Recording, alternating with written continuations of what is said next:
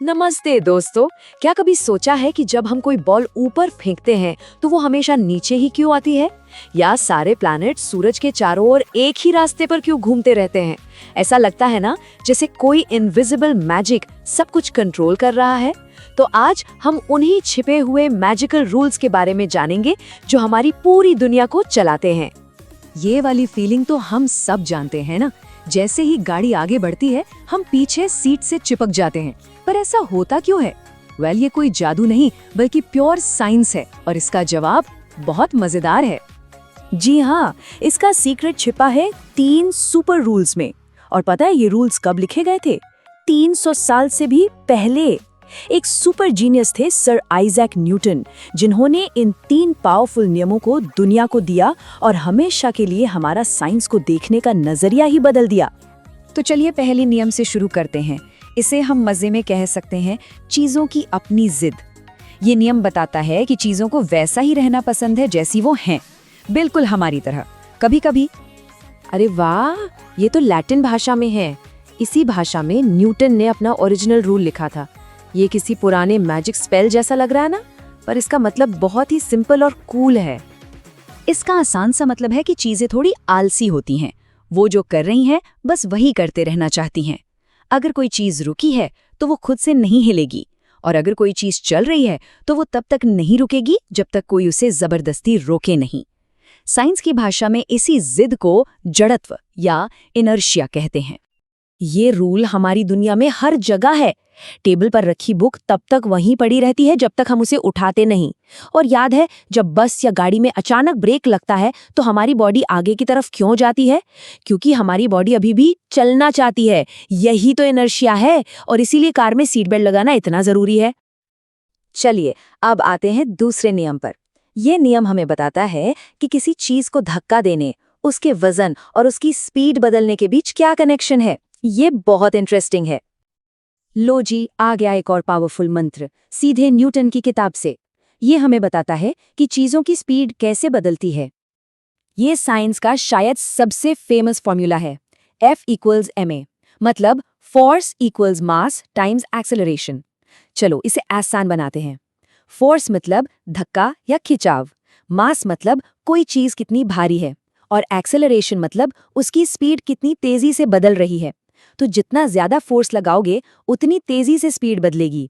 लेकिन अगर चीज ज्यादा भारी है तो उतनी ही स्पीड बदलने के लिए ज्यादा फोर्स लगाना पड़ेगा। इसे समझने का बेस्ट तरीका है शॉपिंग ट्रॉली। सोचो, जब ट्रॉली खाली होती है तो उसे हल्का सा धक्का देने पर भी वो तेजी से भागने लगती है ना? पर जब वही ट्रॉली सामान से पूरी भर जाती है तो उसे हिलाने में भी कितनी ताकत लगती है। बस यही तो है न्यूटन का दूसरा नियम। और अब आते हैं तीसरे और आखिरी नियम पर। ये बताता है कि ये यूनिवर्स हमेशा जवाब देता है। हर एक्शन का एक रिएक्शन होता है। इसे कहते हैं कॉस्मिक पुशबैक। ये रहा हमारा आखिरी लैटिन मंत्र। इसका मतलब बहुत गहरा है। हर एक्शन के लिए हमेशा एक बराबर और उल्टा रिएक्शन होता है।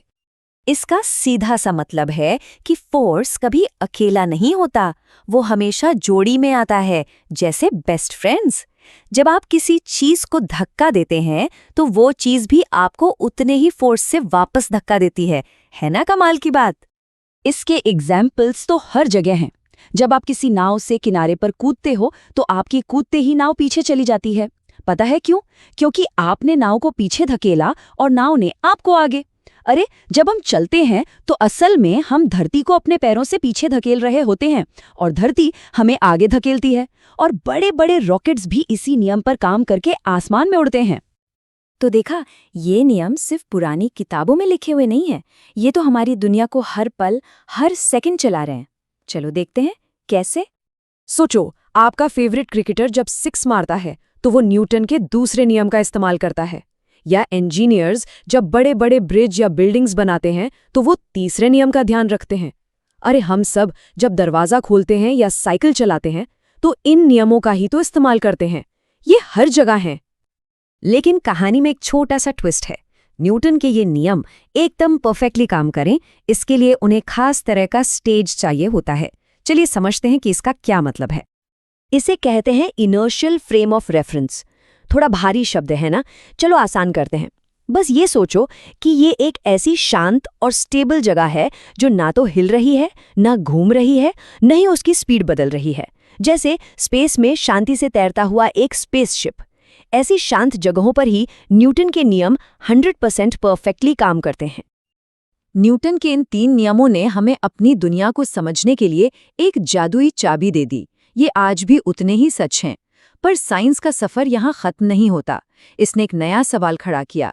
क्या होगा अगर कोई चीज बहुत बहुत तेज चले, लगभग रोशनी की रफ्तार से? खैर, ये सवाल एक और नई और एक्साइटिंग कहानी के लिए है। अगर आपको ये कहानी पसंद आई और ऐसी ही और कहानियां सुनना चाहते हैं तो कृतिन्स वर्ल्ड ऑफ नॉलेज चैनल को लाइक और सब्सक्राइब करना मत भूलिएगा।